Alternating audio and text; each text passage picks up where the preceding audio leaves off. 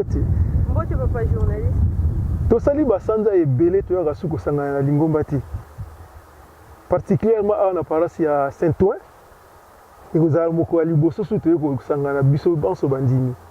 Impression ezali ndenge ni na ndenge ko lekila ndenge zomona bato azoya na ndenge pe ozongi lisusu moni baninga ebele. Merci papa pour la maloba aussi ko pesa ngai. En fait ndenge yo lobi to sali basanja ebele to sambela lisusu plus précisément à la paroisse na Saint-Ouen. Vraiment ezali esengo mingi premièrement to pesi papa Simon Mboki anga animatondi pambate ya pesi so occasion to ya ko sambela awa.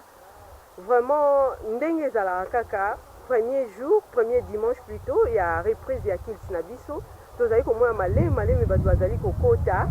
Mais to ebi ete bato ba rozale belé. Mais ezali esengo vraiment. Après un long moment to sambelité ezali esengo pona ko mona liso bandeko na biso to sangana kati na église na sa Kimbangi.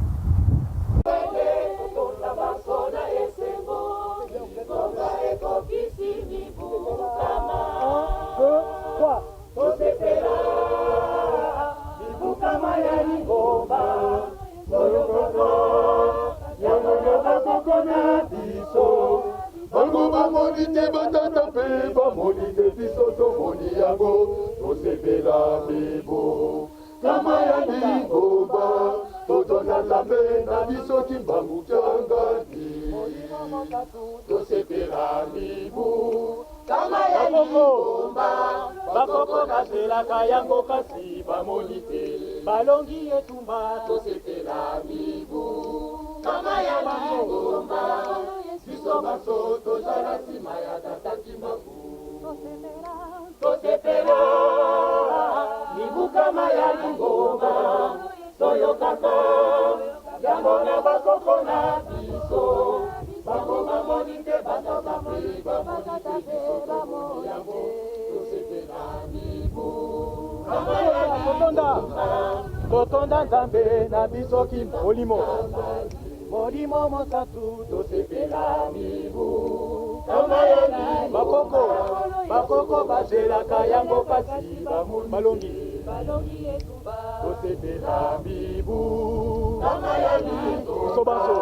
biso tozala nsima ya tata Kimbangu toyemba baso na esengo nowele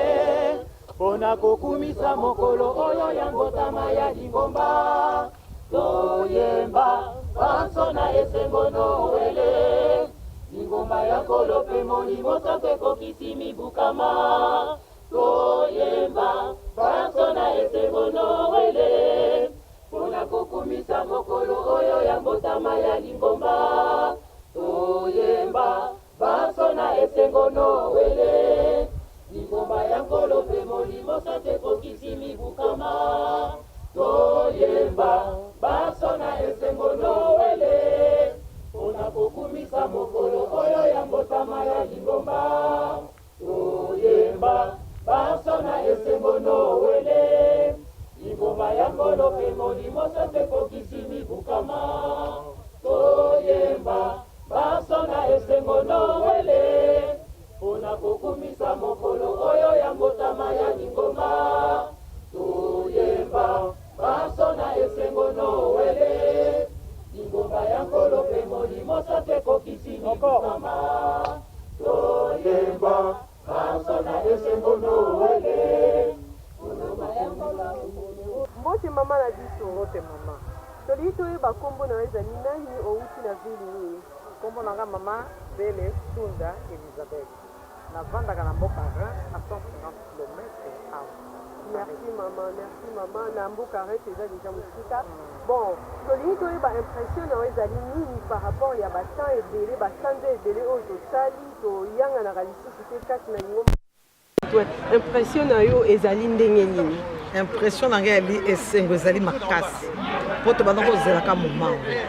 lelo mpe lokola le bayebisaki biso ke tokoya eloko ya liboso kotanga kaka le nazwika message nga dimanche ngai fona kentango nzambe naye nakomi na gare nakuta na baninga ezali esengo mingi po makambo eleki ya mingi me to na nzambe mpenza ya bomoi po tokokumisaka ntango nyonso papa simoki bango tokobanga lokota oye elingi esalema kasi makanisi ya moyini te ya moto ya moki te me ye moko atambwisa biso ndenge amesana kotambwisa biso ezali pene esengo makasi ingeta liloba ya suka nalingi natuna motuna ya suka nalingi natuna yo concernant centenaire biso ekutelaki biso na kati na banda tozalaki na kati ya confinement ndenge papa alobaka ete to respecte mibeko ya leta sikoyo personnellement yo mama esalaki yo ndenge nini par rapport ya centenaire tozomona na nkamba bazosepela na mokili mo bazosepela me biso awa na France tozalaki na confinement esalaki yo ndenge nini mama na biso ngai personnellement namonaki même confinement yango te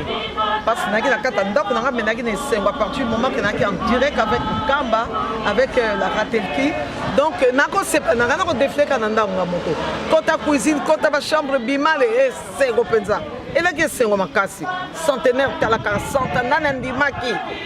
bapapa bakende bamama bakende pasi oyo bamonaki ekoma esengo na biso nasepelaki makasi namonaki confinement en tout cas ça je sûr namonaki na ngango te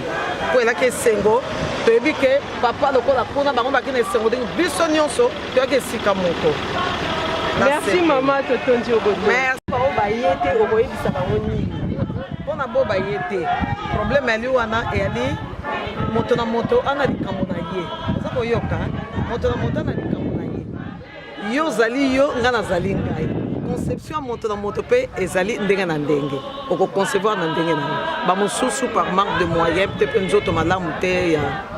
tout ça omoni kaka merci mama totondi oboto nasepeli makasi merci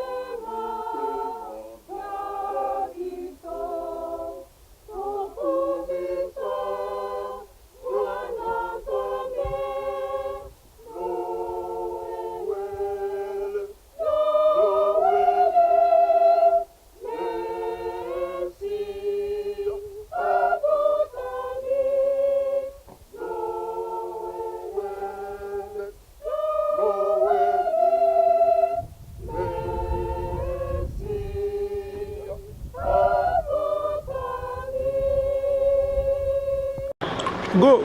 Mbote mama na biso. Mbote mama journaliste. Tolingi toyeba kombo na nani outi na ville.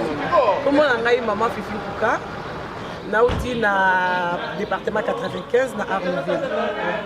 Ya solo tolingi toyeba impression na ezali nini après temps mulai o basande belé to sambelité siko lelo to kutani lisusu lingomba ya bakimbangiste. Impression na ezali nini mama? Merci maman. En tout cas, tu vas dans les mingi. Comment on a dit que tu as dit que tu en tout cas 7 mois dans le c'est facilité. Tu comment pour la naba comment na banda en tout cas dingue tu bazongi sibiso tu as ko la 3 toi na estongo makasi.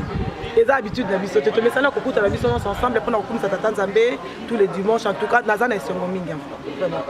Merci maman. Motuna ya suka tolito ba concernant centenaire. Écoutez la biso na confinement tozota na nkamba en direct bazosepela biso tozalaki na confinement kuna na Congo na bamboka mususu pe bazosepela mais yo sikoyo mama na biso na paroisse à Saint-Ouen plus précisément na France impression na ezalaki ndenge nini ya réaction na ezalaki ndenge nini par rapport ya centenaire o elekeli biso na bandako. En tout cas, Zaki passe pour la biso bato tozwaki moyen ya kokende na Yerusalem te mais en tout cas to rataki en côté bien que na banda ku mais en tout cas ambiance ezalaki to saki ba direct na biso na banda ku to sepela ki to saki ba culte na bon c'est ba prière na ndako mais et telekaki biso bien na banda ku bien que tozalaki moi musika ya bandeko bakendaki mais tozalaki ensemble en tout cas na molimo. Merci Totondi Obotondi. Merci maman. Pana biso. Mbote maman. Papa tolingi toyeba impression na yo par rapport ya temps oyo tosali basanza ebele tosambelaka te lelo tokutani lisusu biso na biso bandeko ya bakimbangiste impression na yo ezali nini par rapport ya mokolo ya lelo na temps nyonso tolekisi tosambelaka te na kombo tata mona peli mosan merci pour so maman ndenge opesinga maloba kombo ezali mutation le grand ici pour mutation mbango ndenge otuni motuna ezali lelo ezali mokolo moyembe na kasi ya mokanda mwa nzambe balobi na biso ete tata nzambe abubisaki dimanche donc apambolaki yango mpo ete biso bana na ye tomata epai na ye na ngomba mpona kokumisa ye kosanzola ye mpe koyoka liloba na ye parce que eza recommandé ntango mokolo mwa lelo bayebi na biso fo tosambela esengo ezali makasi parce que tokomaki bachômeur spirituel tofandaki na bandako mingi mpe bolembo ekotaki konfirme na biso na banzela ebele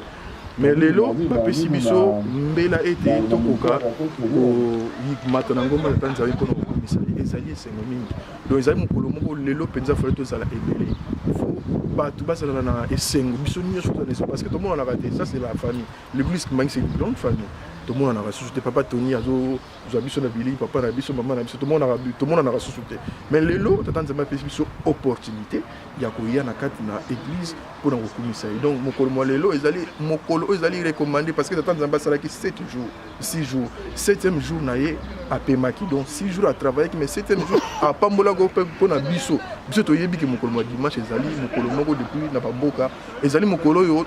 monene donc soki obombaki elamba ya kala fo elamba ya sika fo bimisa yango mpo ya liba tata nzambe ozala propre mpona nini tata nzambe azali kozela biso leo toyeba tokutani tokoyoka mokanda mwa nzambe tokomona lisusu bakorale koyemba misike ekobeta ekozala esengo mingi ntango tokozwanga bandako mpe ezali charge oyo tokozwa mpona ezala na biso na kati na banzoto mpona semaine na biso ndenge tokobanda mpe mwa na biso ndenge ezali kosuka na mwa dino parce que toyebi ke dimanche prochain ezali mbotama tozali déjà na kati ya semaine ya mbotama ya mokolo yesu pakodelinga na kiangai salon. Oui, papa, motune ya suka tolingi toyeba concernant centenaire ndenge ekutelaki biso na confinement tozalaki vraiment na moyen ya koyanga na boye te ekutelaki biso na confinement ndenge papa ye moko alobaka ete totosa leta totosaki leta tovandaki na bandako toza komona na nkamba bato bazali kosepela papa sikoyo mpo na yo okoki koyebisa biso nini concernant centenaire ndenge elekaki biso tozalaki na confinement. Merci maman pour la motuna centenaire d'abord biso nyonso tozalaki na esengo parce que eza na lingomba moko te oyo na mokili oyo motu ndenge asali kuti 100 ans donc l'église qui 100 ans ministère ya papa Simon Kimbangu bato bafingaki balobaki bakritikaki mais 100 ans ekoki ezalaki fête moko monene parce que mois oyo avril mpo na biso ezali lokola début année parce que biso notre bandaka bonne année na biso zali na mois d'avril donc le 6 avril est tombé bonne année pe centenaire na biso bakimbaniste donc ezalaki mokolo moko même si tovandaki na ndako parce ezalaki ete esengwana tolingaki to vivre yango biso banso elongo na bandeko kasi na bamboko tofandi makambo circonstance ekomelaki biso epermetaki te tokoka komata na kati na etonga yango na ntongo babengi biso mbela ete baculte ezongi totiki bandako tobongami rapide mpona koya kocontinue chaleur wana oyo ezalaki na mboka nkamba mokolo na 6 avril kocontinue kino tokóma mokolo mwa le 6 avril 2022 nde tokosisa centenaire mais pour l'instant centenaire ezali kocontinue même lelo fo chaleur ezala fo biso nyonso tozala na esengo parce que centenaire wana mapamboli wana bene biso tata nzambe apesi biso ezali mpona biso nyonso malgré tout moto moyindo azali kosala kaka tetu mpona likambo papa Simon Kimbangu mais avec le temps ndenge bakolobaka likambo papa Simon Kimbangu ekendaka nango malembe mokili koyeba mpe bakopesa biso confiance bakokomprendre ke papa Simon Kimbangu azali nzambe kaka mpona biso te mais azali nzambe mpona mokili mobimba totondi obotondi ngande mutu